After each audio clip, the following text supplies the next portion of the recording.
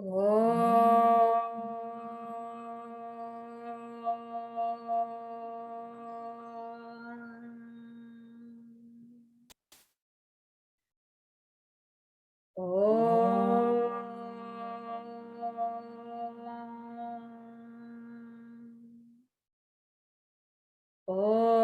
Sahana Vavatu Sahanau Bhunaktu Saha Viryam Karavavahai Tejasvinavadhitamastu ma vidvishavahai. Om Shanti Shanti Shanti.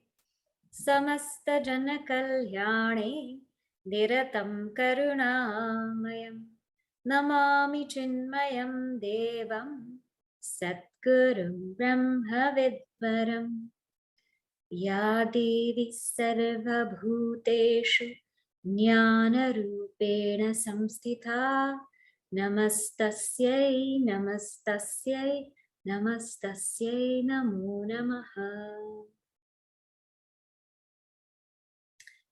Hari Om everyone, and wishing you all a happy Navaratri.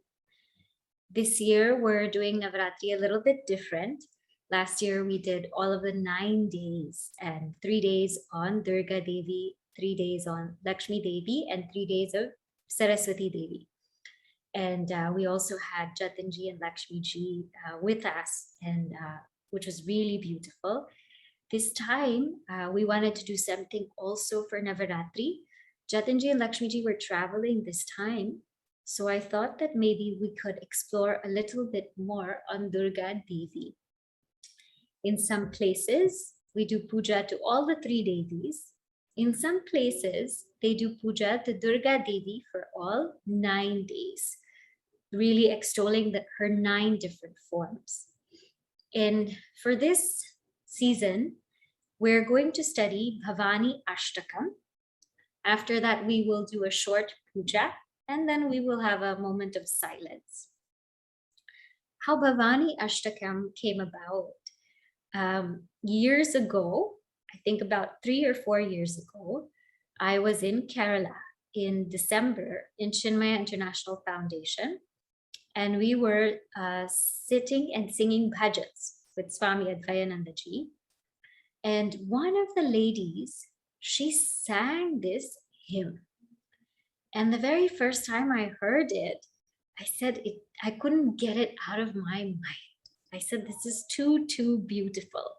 We really need to look into it, study it, and reflect on it, because it was just so different.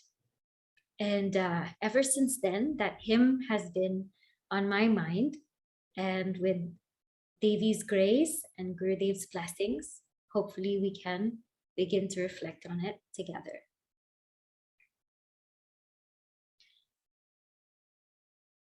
Bhavani Ashtakam.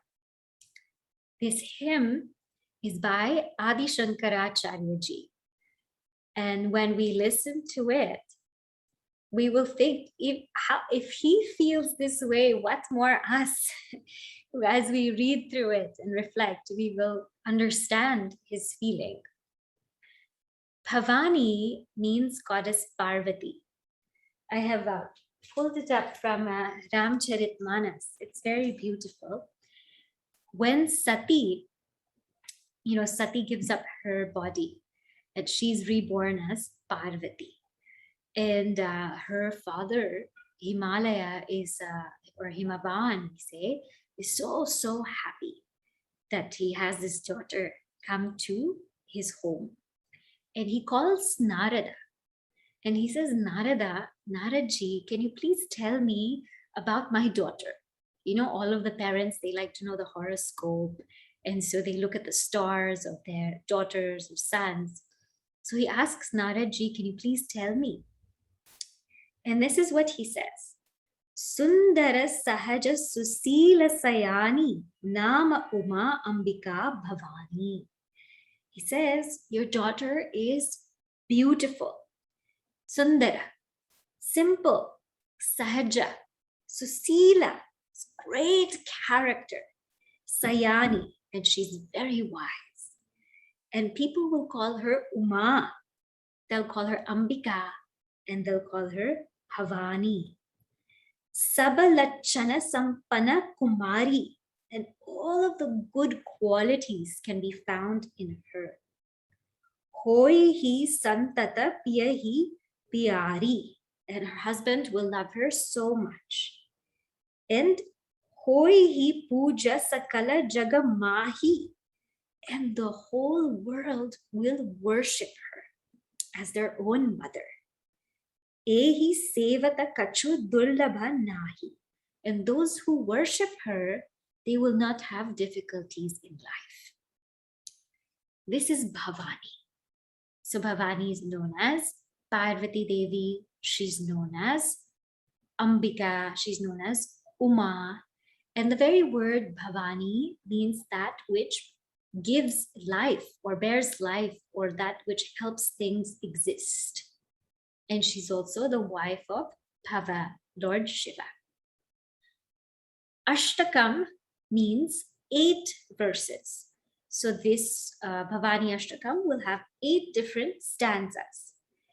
And then this, as we know, as I have told you, is written by or composed by Adi Shankaracharya ji. So we are very honored and blessed to be studying this hymn by Adi Shankaracharya ji. And this hymn, the meter is called Bhujanga Prayatam because it has 12 syllables in each line. So 12 syllables in each line if you count. And it is said to resemble the movement of a snake. Bhujanga means snake, Prayata means movement of a snake. So whenever you see a snake move, you can think of Bhavani Ashtakam or this particular meter, Bhujanga Prayata. So with this much introduction to what this verse is or what this Ashtakam is, we will now enter.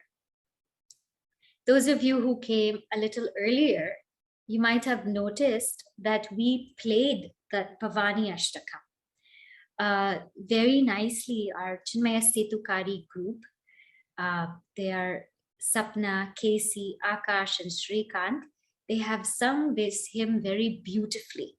So the video that we're playing for you beforehand, you'll hear the Ashtakam, you'll see the meaning, and in each verse, the photograph of Durga Devi, each form is highlighted.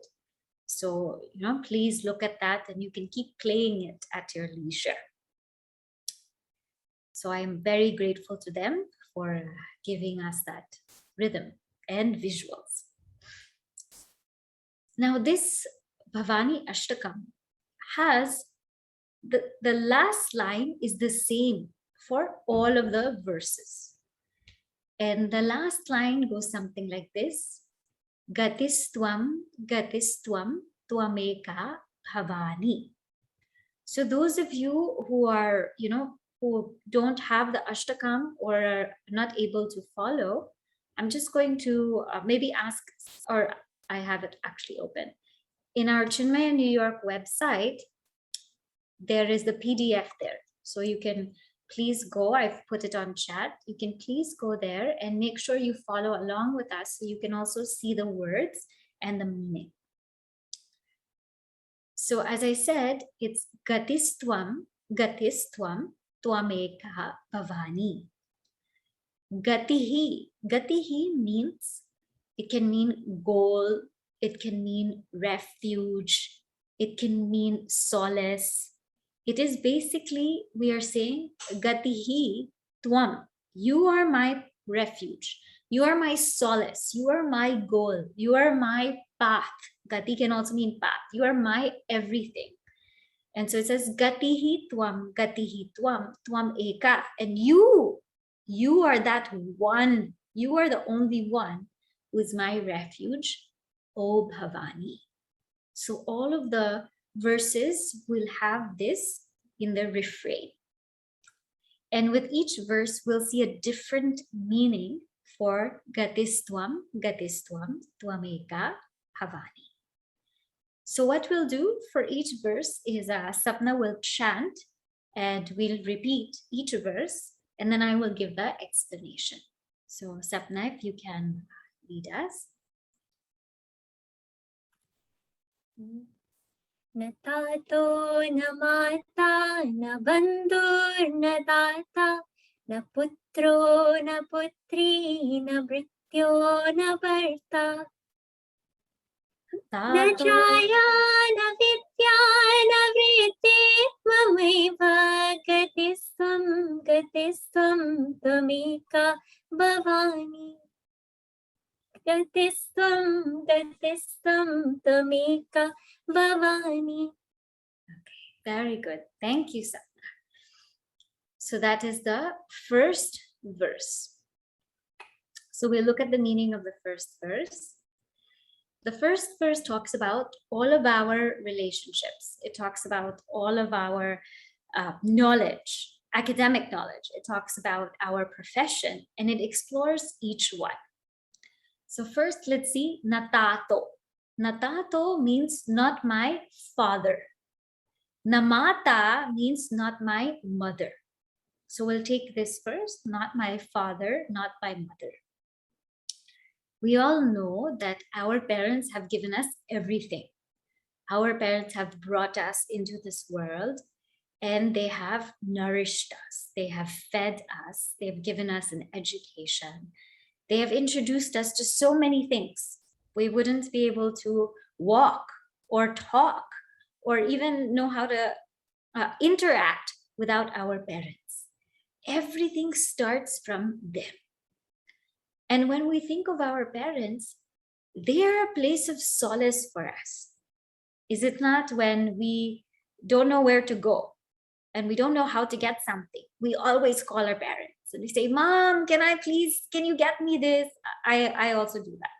Can you please get me that? Or I don't know how to do this, or I don't know how to do that. And our parents also, they always have the answer. And if they don't have the answer, they'll get the answer. But our parents are a place of solace for us. And no matter how old we grow, we can always go to our own homes. We don't need to make any appointment. We don't need to book in advance, or, we can just go home. And yes, they are a place of solace, but they also won't be there for all that time. Even their journey in this world will come to a close, will come to an end. So as much as they give us so much love and so much nourishment, even that time will come to an end. Then what? We have next, Nabandhu, our relatives. Our relatives are very wonderful. Those who take care of us, especially when we go for vacation to their homes, and how they treat us, and they make us so comfortable. And when our parents are not around for some reason, they look after us, they check on us, they make sure everything's okay. But at the end of the day, our relatives also have their own homes to go to. When we stay with our relatives for 2 weeks or 3 weeks, it's nice, but after a while, they also have their own things, is it not? So they are there, but they also cannot be always there. Nadata. Data means giver. At some point in our lives, we may have had somebody who's given us something. Maybe when we were in a really deep financial crisis, and at that point we had nobody to turn to, nowhere to go. And all of a sudden, somebody's there to just even give us money. Or maybe it could be that we're so tired and exhausted, and somebody's there to help us carry bags. Or when we're so hungry and nothing's there, someone's there to bring us food. So there is this data, there's this giver in our lives who comes to us right when we need it. But that giver is also not always there, isn't it? And then we see na putro, na putri. Putro means son, putra means son, putri means daughter. Sometimes parents seek solace in their children and they spend their whole lives bringing up their children. But little to realize that the children also grow up. They also have to go. At some point in time, they cannot remain with the parents all the time. It's like a bird, right? The mother bird, the father bird, they create the nest to lay eggs. But once that bird can fly, the bird has to fly. If we keep the bird in the nest, it will be against its own nature. So even if there are children, the parents have their children and they find solace and they find refuge, those children will also have to go. They'll also have to move on to their own lives. They'll also become parents and grandparents someday. So they won't be there all the time. Then the brityo or the brityaha means the servant. So servant, also we think of somebody who's there for us. And the servant will be there when, when we need things to take care of, when helpers, you can say helpers or people who support us, and we think that they'll be there for us all the time, but they also have their own families, they also have their own homes, they also have their own priorities. So it's not that they'll be there for us all the time. Na bharta na jaya. Bharta means husband. Jaya means wife. Then we come to the husband and wife relationship. When one gets married, you feel like there's someone there who's going to share all your responsibilities, your joys and your sorrows. Someone who you can walk through life with. Someone you can absolutely be yourself with. And that's a very beautiful relationship when you can encourage and love each other. But at the end of the day, even the husband and the wife, they won't always be there all the time.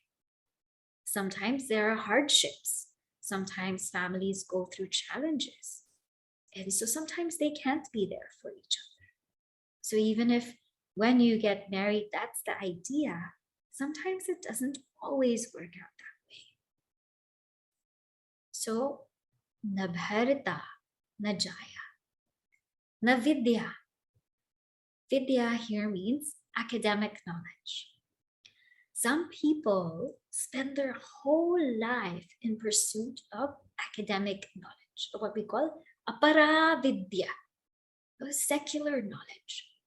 And they get lots of degrees. They study something, an art, a business, and they get their degrees, and then they want the next degree, and then they want the degree after that. And they keep going and going and going. But after they find out or they graduate, they realize how little they know. So many times people study in a field, and one of our mission members was telling me that, when they studied about medicine years ago, they studied about certain diseases, but now all those diseases are cured. And these new diseases that have come up, they never studied it, right? So even the vidya that we study, that also changes, that changes.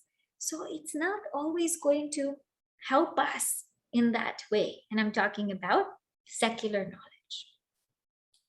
Navritti. Vritti means here the occupation or the job or career. Some people pour their whole lives into a career and say, this is what I'm going to do. But we know that in every workplace, there's some kind of pressure to be on top. Or sometimes one's on top, sometimes one's in the bottom. Sometimes there's some kind of stress. Sometimes, things don't go well. Sometimes it's impermanent. We won't be in the same career path all the time. So, Mama, Eva, these are this Adi Shankaracharya ji is saying all of this, our relationships, our parents, our children, our relatives, our friends, our career, our education, all of this, we seek refuge in this, but they won't be there all the time. Sometimes they can let us down also. And these relationships are like waves, isn't it? Because this jiva is a wave, and all the relationships are also waves. So our relationships with other people, they're all temporary because we're all just traveling here together. We're all on a journey together. So the relationship with us and with other beings, with other things, is a wave and a wave. But the relationship with Goddess is the wave with the water. The relationship with Goddess is the wave to the water. That Bhavani will never leave us. Even if we want to push her out, she can't leave us because she is the very, very essence of us. That's a relationship that we should hold and treasure and keep, because that relationship will never let us down. That relationship will never let us go. That relationship will see us through every single bit of our lives. But somehow we forget that relationship with Goddess. We get lost in all of our worldly relationships and pursuits.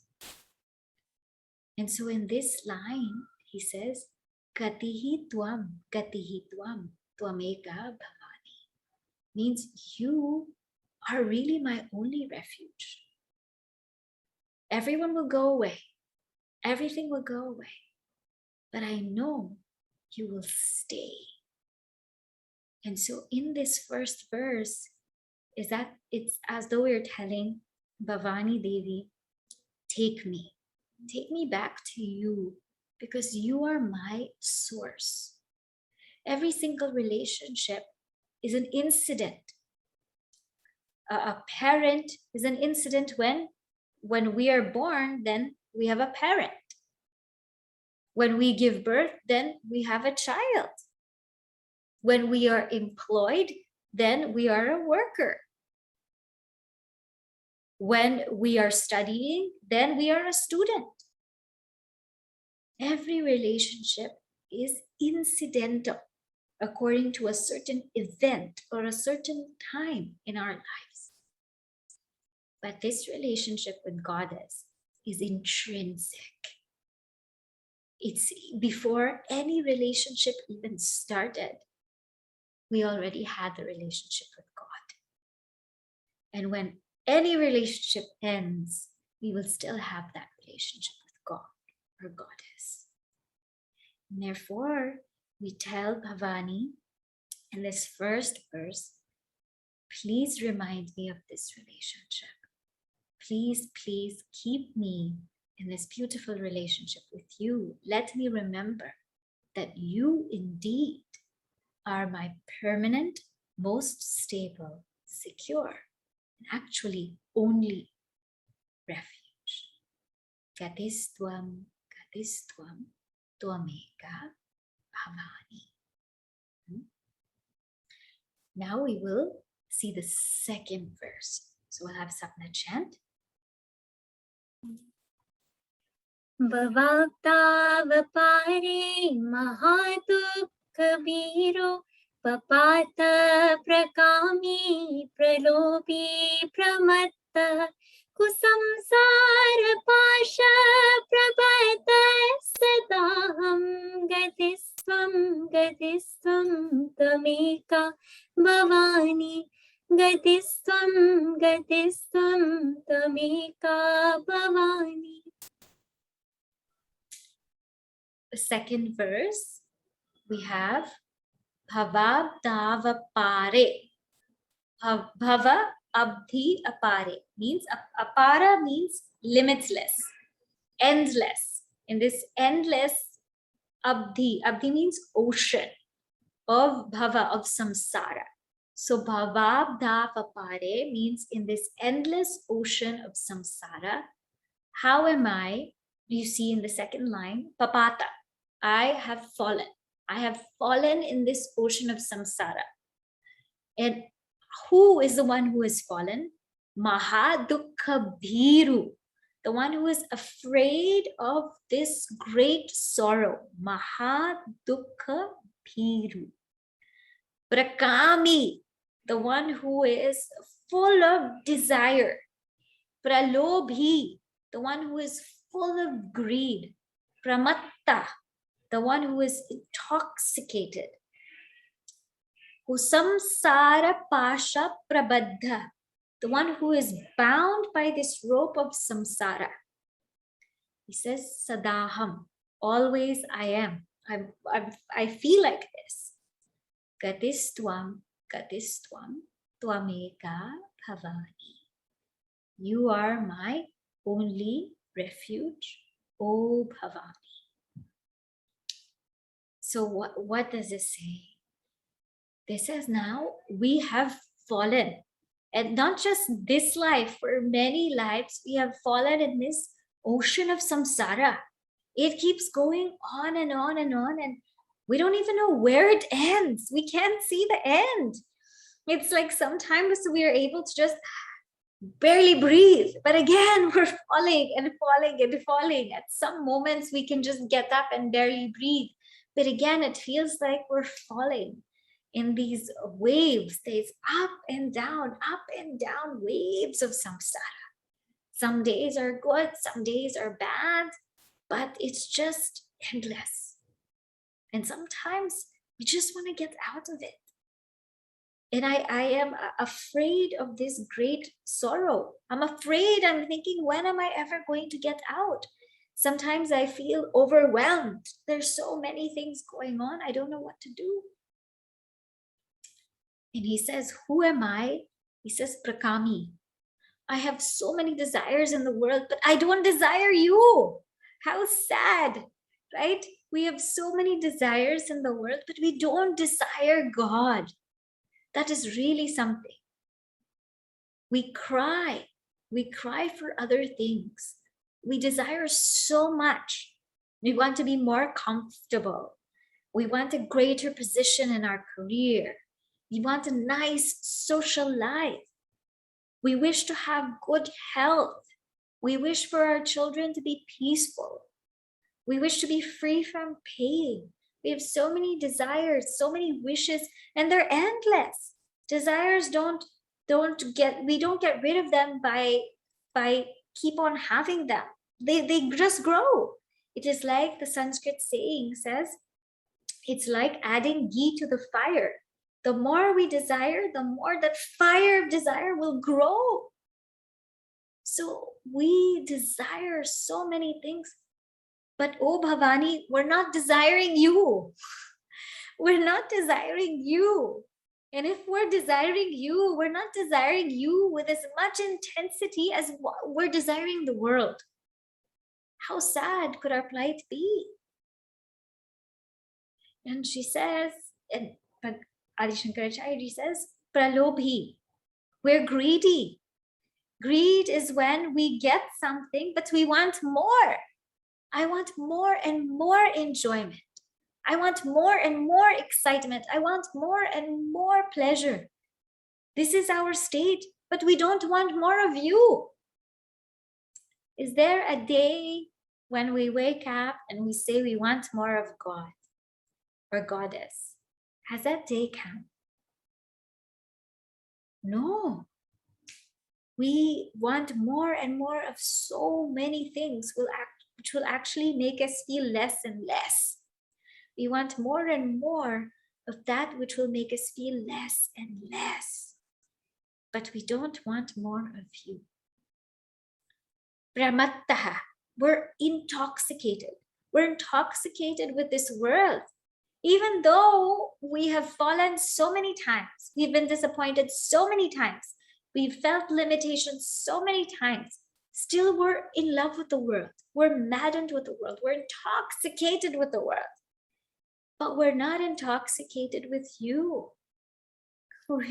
We don't find love in you. If only we felt like that, then where would we be? And therefore, he says, I feel bound. I feel bound by this pasha, this rope of samsara. And it's kusamsara. It's kutsita. It's a wicked kind of samsara. I'm unable to get out. I feel bound. And so here he's saying, Gatis Tvam, Tvam Eka Bhavani. Oh Bhavani, you are my only refuge. Now you please just take me and you lift me up from this samsara. Just lift me. We're in this ocean and the waves are going up and down and I don't know if I can swim anymore. Just take me and lift me. And if I must desire, let me desire you. If I must be greedy, let me be greedy for you. And if I must be mad, let me mad for you. Let me be mad for you. Like how Swami Ramakrishna Paramahamsa was mad for Goddess Kali, isn't it? Let me also feel that way for you, Bhavani, because you are my only place of refuge. Nothing else will actually quench my desire. We can keep desiring the world, but we won't find peace until we find God. We will never ever find peace until we find God. Gatistvam, Tvameka Bhavani. So today we'll stop with that and we will go forward with our puja.